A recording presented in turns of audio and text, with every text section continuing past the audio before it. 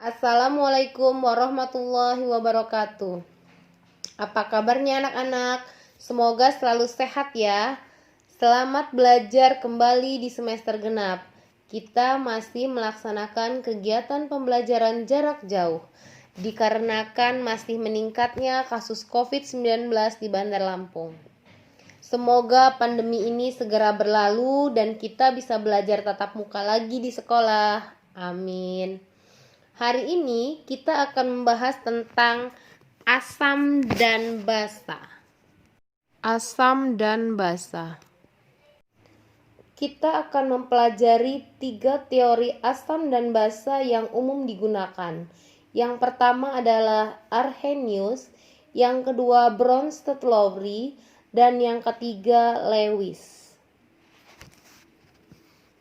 Teori asam basa yang pertama yaitu tentang teori asam basa Arrhenius. Arrhenius berpendapat bahwa dalam air larutan asam dan basa akan mengalami penguraian menjadi ion-ionnya. Asam merupakan zat yang di dalam air dapat melepaskan ion hidrogen atau H+, sedangkan basa merupakan zat yang di dalam air dapat melepaskan ion hidroksida atau OH-. Perhatikan contoh berikut ini. HCl plus H2O menghasilkan H3O plus Cl-. Asam arrheniusnya adalah senyawa penghasil H+ dalam H3O+ dalam air. NH3 plus H2O menjadi NH4+ plus OH-. Maka basa arrheniusnya senyawa OH- dalam air. Teori asam basa yang kedua yaitu teori asam basa Bronsted-Lowry. Teori asam basa yang lebih luas tidak hanya terbatas pada senyawa asam dan basa dalam pelarut air. Dikemukakan oleh Johannes N. Bronsted dan Thomas M. Lowry yang bekerja secara terpisah pada tahun 1923. Keduanya menyatakan bahwa reaksi asam basa melibatkan transfer proton atau H+.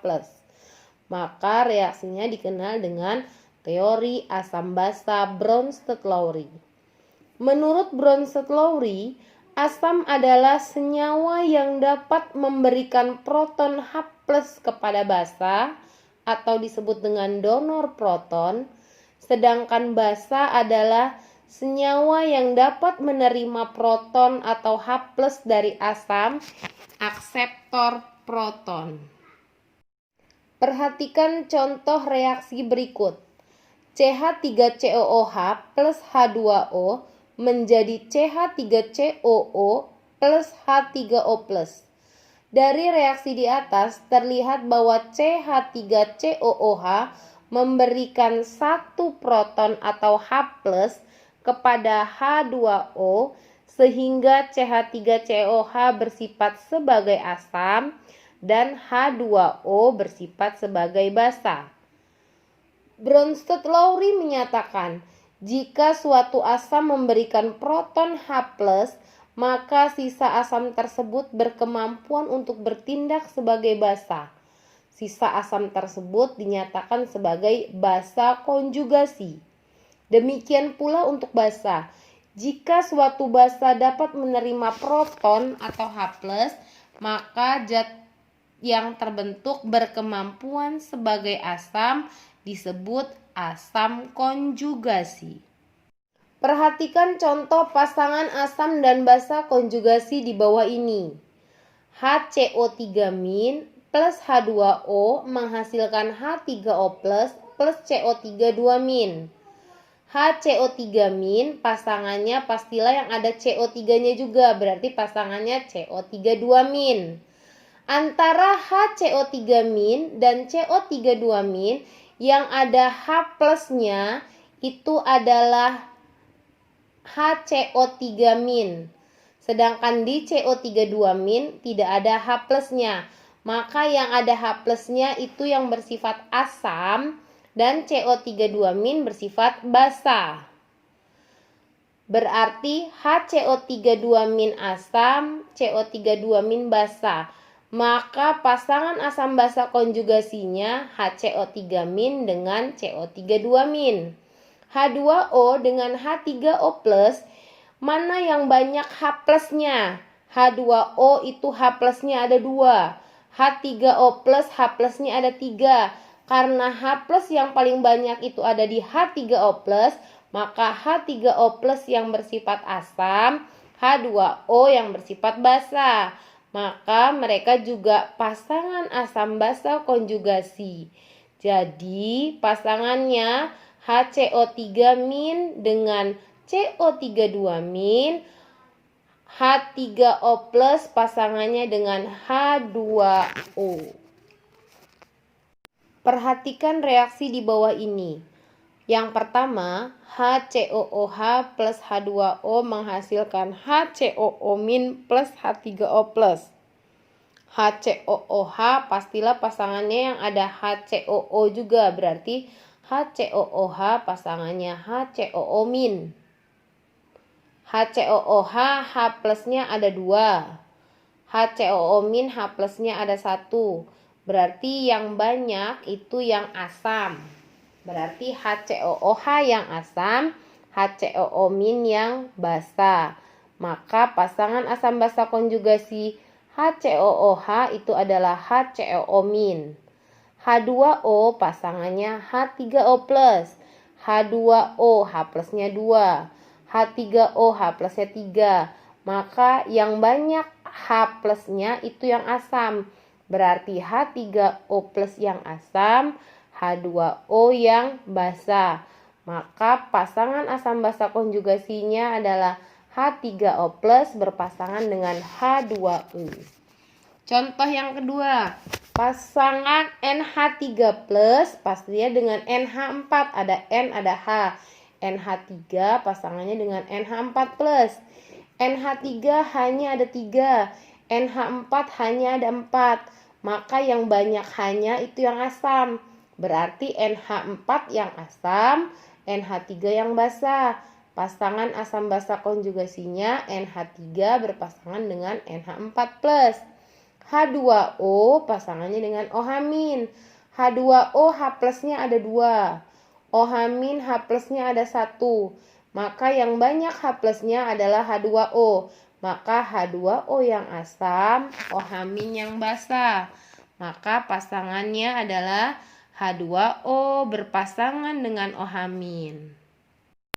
Menurut Bronsted-Lowry, asam Bronsted adalah pendonor proton. Basa Bronsted-Lowry aseptor proton. Perhatikan reaksi di bawah ini. NH3 plus H2O jadi NH4 plus OH-. NH3 dengan NH4 plus, banyakkan NH4 hanya. Maka NH4 plus yang asam terkonjugasi, basanya NH3. H2O dengan OH- itu banyakkan H plusnya H2O, maka H2O yang asam, OH- yang basa terkonjugasi. Teori asam basa yang ketiga yaitu teori asam basa Lewis. Teori Lewis lebih umum daripada teori Arrhenius dan Bronsted-Lowry. Asam Lewis adalah senyawa aseptor pasangan elektron dari atom lain untuk membentuk ikatan baru. Sedangkan basa Lewis adalah senyawa pendonor pasangan elektron untuk membentuk ikatan baru. Ikatan kimia baru dibentuk dengan menggunakan pasangan elektron dari basa Lewis.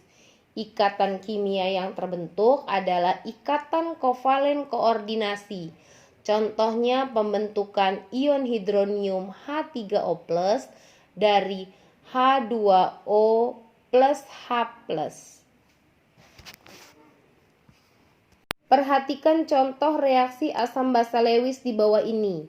Reaksi yang pertama, H+ ditambah H2O menghasilkan H3O+.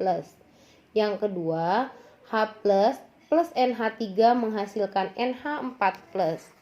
Maka asam Lewisnya adalah H+, dan basa Lewisnya adalah H2O dan NH3 yang menjadi pendonor atau pemberi pasangan elektron untuk membentuk ikatan baru, yaitu ikatan H3O+ dan NH4+. Berbagai contoh asam basa Lewis. Reaksi yang pertama, H+ plus OH- menjadi H2O, di mana H+-nya adalah asam, OH-nya adalah basa. Reaksi yang kedua, H+ plus H2O menjadi H3O+, H+-nya adalah asam, H2O-nya adalah basa. Reaksi yang ketiga, H+ plus NH3 menjadi NH4+, maka H+-nya adalah asam, basanya adalah NH3. Dan reaksi yang terakhir, H+ plus Cn- menjadi HCN, maka H+-nya adalah asam, Cn-nya adalah basa. Demikian pembelajaran hari ini. Mari kita sama-sama menjaga kebersihan, mencuci tangan, memakai masker, dan menghindari kerumunan. Semoga virus COVID-19 lekas berlalu. Wassalamualaikum warahmatullahi wabarakatuh.